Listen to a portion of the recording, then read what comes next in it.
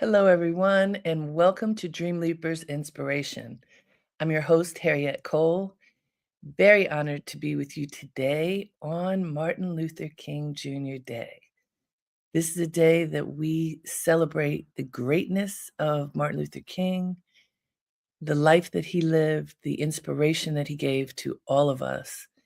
And I mean, his inspiration is bigger than life, isn't it? It has lasted for so many years, so many decades after his passing. And his memory lives on because he was a man of principle. He was a man who lived, took a step each day knowing that he was standing in harm's way, knowing that danger was all around him, knowing that our world really wanted to annihilate him and ultimately did in a way, but not not even close to what they thought. His physical life is gone, but his memory, his legacy, all that he stood for lives on. And so it's life everlasting in a sense. So on this day that we honor him, I wanted us to take a look at what faith means. It was a fascinating experience going through Martin Luther King Jr. quotes to see what might resonate, and so many things resonate. He was prolific in his thinking and writing and speaking. There are lots of things to contemplate. But as a pastor and as a leader, a man of tremendous faith, the faith part kept resonating with me as I looked at a variety of quotes and also thought about what life is like right now for so many people. If you talk to folks, you will often hear people contracted, worried, afraid because something or another thing is not going in the way that they would like for it to go. All of us have hardships, there's no question about it. And how we relate to those hardships, what our relationship is as we look at the challenges that we have in our lives is so incredibly important. Do we cave in? Do we hide from the things that are bothering us? Do we get paralyzed by fear? Or do we stand up, stand strong, uh, have faith that things are going to be okay? I see, let's see, is this Mary? I don't know how to say your name, 7807, but hello. Thank you for saying hello. My friend Sekou just wrote to me. We were a minute late. He said, "Are you all coming on today?" We are here. We are here to celebrate with each other, to celebrate the legacy of Dr. King. And we're going to be talking about faith and the meaning of faith and what it means to have faith, regardless of what is going on in our lives. So I want to tell you a story. I went to Howard University, Washington, D.C., and I was there when there was this incredible push nationally and globally for this day to be a holiday, for Martin Luther King to be recognized with a national holiday. For those of you who remember that time, that was a dream. That was like, huh? It is. Do we? First of all, to be bold enough to want it, to push forth and do everything possible to make it happen. Reverend Jesse Jackson was the uh, focal point. He was the leader, as to my recollection, to make MLK Day real. And Reverend Jackson is now very ill. He's in those tender days of his life. But for those people who do not know about Reverend Jackson, this man who was with Dr. King when he was assassinated, Reverend Jesse Jackson loved Dr. King so much, understood what he stood for, and led a movement to make this day possible. It doesn't it's not easy to make a holiday. There are very few national holidays in the United States. To make a holiday in honor of a Black man who stood up for civil rights for Black people and all people, monumental, monumental that this occurred, monumental that it actually is in place that we could have this holiday. It's all about faith. Reverend Jackson said, "Mm-mm, we are fighting for this because this man fought for us. What he stood for is so important to everyone." And the fact that Reverend Jackson rallied thousands upon thousands of people to stand up and say, "This is important. We need to remember this man. We need to actively remember this man and honor this man," is incredibly powerful. And I was there. There was a march on Washington led by Jesse Jackson. I believe it was in 1983. I believe. Um, I graduated from Howard in '83. It was either '83 or '84. I did not look that up, but there was a march on Washington led by Jesse Jackson, and thousands upon thousands of people marched for King Day. As Dr. King participated in the March on Washington, here was a march in honor of him, and I marched. My mother came from Baltimore. My friend Todd McDaniels, who was my closest friend growing up in Baltimore, came, and the three of us marched from where I lived in Adams Morgan in Washington, D.C., all the way to uh, the Capitol. And it was beautiful. Thousands of people marching in the street, walking, cheering, knowing that this man's legacy was so important that we needed to stand up and say, we must celebrate it. And I think we should give pause in this moment to just recognize how big that was. These things hardly ever happen. A holiday in the name of a Black man, in the name of a Black man who stood up for Black people and people who were oppressed in whatever way they might be. This is historic. And so here we are many years later. The holiday is ours. What do people usually do on holidays?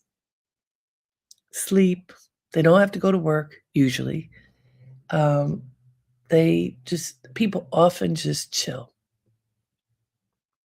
I implore you, do not use this day to just chill. Just as we are beginning the day thoughtfully, intentionally, collecting ourselves to be as strong and clear and powerful as possible, I want to say to all of us, this is a day where we should remember the greatness of Dr. King. This is a day when we should realign ourselves with our understanding of faith, because it's faith is something that you can't see, right?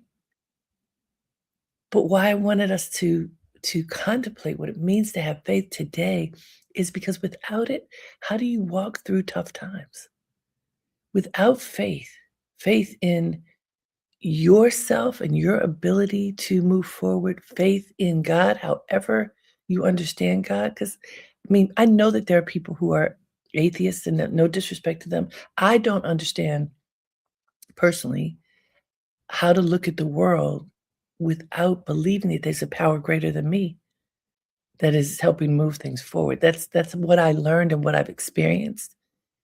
And so, taking nothing away from people who have other experiences, but my experience says that there's something greater that keeps holding us, hugging us, pushing us, heralding us, letting us know it's okay. We are going to be good. We are going to be great. We are going to be our very best, and we're going to be this together. So, Fallon, let's take a look at, and let me just say thank you to all the people who are writing in right now. I love hearing from you, Laura Vanderbeek. Hello, dear one. Claude Pierre, Hayden, Kimberly. I see many Teresa. Was that Teresa? Many of you writing in to say hello. If you want to, write and tell us where you are, because I know we are often all over the place. We join in the moment and also on demand, so folks will be coming later as well. But Fallon, let's look at the quote that we found, which is, "We must walk on in the days ahead with an audacious faith in the future." And this is from Dr. King's "Where Do We Go From Here" address. So I want to read that to you again and really, let this settle within you. We must walk on in the days ahead with an audacious faith in the future. We must walk on in the days ahead with an audacious faith in the future. This is Barack Obama wrote a book called The Audacity of Hope. And that word audacity is something that stuck with me. And I looked it up. Let me tell you what the definition of audacious: showing a willingness to take surprisingly bold risks. Hear this? Showing a willingness to take surprisingly bold risks. So Dr. King says we must walk on in the days ahead with an audacious faith in the future, a bold faith in the future, that the future is going to be great, that what is ahead is going to be better, that we can help to make things better, that our thoughts, our words, our deeds can make the world that much sweeter. We have the power within ourselves and within our convening as a community to make tomorrow better. We must walk on in the days ahead with an audacious faith in the future, with a bold faith in the future. So I want to ask you, do you feel like today, in this moment, in this day, do you feel that you look at the future as something that you can claim, that you can help to create, something that you have the ability to improve, that walking in faith, you and the divine and us together with each other can make life better, sweeter? Do you believe that? We sometimes are so stuck in whatever is going on in our world that it is hard to even imagine how to pull our feet out of the quicksand of what is next. That that feeling of being stuck, a feeling of sinking, like, "Oh man, what am I going to do? How can I get past this moment? This moment is so heavy. How can I rise up?" Dr. King has another quote about the fact that darkness cannot eliminate darkness. Only light can eliminate darkness. And some of you may know, you can take the quote down, Fallon. Some of you may know that my message for my my holiday greeting for the end of the year, transitioning into the new year, was to choose the light. And Fallon, my art director and producer, made this beautiful card, that out of darkness, there's all these lights. If you have it, Fallon, maybe you can show it. But I was thinking about that this morning when I was contemplating this particular message, because it is a choice. To walk in faith is to choose the light. It is to choose the positive. It is to believe that greatness is right here and ahead, even when it doesn't feel like it, even when it just feels like Everything is falling apart. Greatness is there, God is there, you are there, people who love you are there. It No matter what is going on in the moment, we will be okay, and we can be better than we were a moment ago, yesterday. In the future, we can be better. We can choose the light and be better. We can choose to see what is before us with clear eyes and have faith that whatever it is, with our effort and with faith, we can move forward with energy, with trust, and with the deeply profound belief that tomorrow is going to be better. And it's not, even as I say that, it's not like, okay, well, y'all just be quiet and believe that tomorrow's going to be better. It's not that. It's that audacity that King talked about, that the boldness. It's not just it's going to be better because we believe God is going to fix it. It's because we are going to do all that we can do for our lives and for those around us to make this world a better place. It is active. It is not passive. It is believing that it can be better and making it better. It is believing that no matter how deep a hole you may be in, you can climb out of it. And you don't have to leave people behind. You know, I think that sometimes, especially because of the mindset that many people follow in this country and in the Western world, the kill or be killed, there's only enough room for one.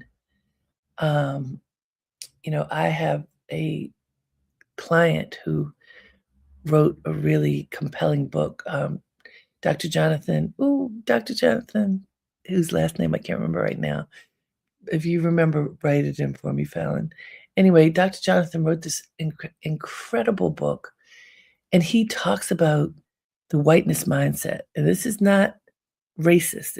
It's looking at racism, but it is this mindset that says there's only enough room for one. Kill or be killed. That sense that only one can make it to the top. And Lassiter, Dr. Jonathan Lassiter is his name. Yeah. And he says we don't have to think that way. We can go back to ancient Egypt to the principles of Ma'at, which talk about unity and harmony and working together. And that rather than I think, therefore I am, which was great European philosopher's perspective, I think it was Descartes, that rather than that I am because we are, that we lock arms with each other and we help each other. And that was the thinking of Dr. King, that arm in arm, we can have faith, move forward, and make the world a better place. Arm in arm, we can, like faith comes up like a crescendo, and it is audacious, it is bold, it is powerful, it is bigger than the negativity. So, we spent a year, some of us, concerned about the changes in not only the US government, but in governments around the world, the shifts in how humanity is viewed, with a significant amount of concern for the future, sometimes paralyzing concern. If you listen to yourself and possibly listen to others who have expressed the feeling like it's the end of the world, like in my uh, spiritual path, they refer to this time as Kali Yuga. It's like the beginning of the end. Well, we've been in the beginning of the end for a long time, and you look in all spiritual texts, and you will see mention of this notion of the beginning of the end, and how bad things get when you're nearing that point, do you give in? Do you give up when things seem really bad? Do you give up and say, "Whatever, maybe it's not" do we get numbed, anesthetized to behaviors that are unacceptable because they happen so often? You think about when people talk about abusive relationships, one of the things is when a partner or someone in your world is constantly berating you, saying negative things, calling you names, speaking about you in a diminished way so that they look upon you as less than. They talk about you in that way. The mindset is like that. What happens? You start believing it. When groups of people are referred to in a negative way, in a diminished way, well, they aren't as good as we are. We are the dominant ones. We are the ones who get to have whatever it is. People start believing that. And yet, if you look into your heart, into the purity of your heart, like Dr. King did, and look at who people are, who is humanity? Why are we judging each other based on things that don't make any sense? Why are we believing that we are better than anyone? Why aren't we equally wonderful and worthy? That is what Dr. King was trying to get people to understand. We all deserve happiness. We all deserve opportunity. We all deserve equal pay. Look, if you study him, it was when he started talking about economics and fair pay and that his life came to an end. But we do all deserve to be treated fairly. We do all deserve to have the best and to share the best with each other. Do you believe that? If you believe that, and also if you believe that there is enough in the world for all of us, that the sense of lack that so many people feel is not real. Now, I'm sure somebody say, "What do you mean by that?" Well, there is enough in the world for everyone, but some are hoarding, taking, and not allowing for the plenty of the world to be shared. But we can share with each other. I think about the Black community. Uh, hey, Paul. Paul, good to see you. I think about the Black community and I think about our families, especially people who, working class people who didn't have much. I think about my grandmother, who I talk about all the time. I named my daughter for her. Carrie Freeland was her name. She lived to be 101, and she was a domestic worker for her whole life. She was a maid, a lady in waiting. She was born in 1889, so they had different names for it. But she primarily worked for wealthy white folks, taking care of them up until a number of them died. She lived so long. Her husband, my grandfather, was a porter. He a doorman. Neither of them made much money at all. But there always was room at the table for anybody who needed a plate of food. And I'm sure if you think about your families, and this is not just the Black community, I'm just speaking from my own experience, but many families who were working class or, not making a lot of money were incredibly generous to everyone.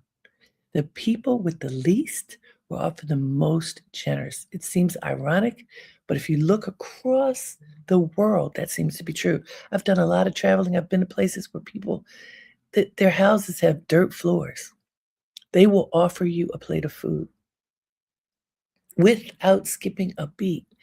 That sense of generosity and sharing is something that's part of human nature that if you need, I share. That there doesn't have to be a lack.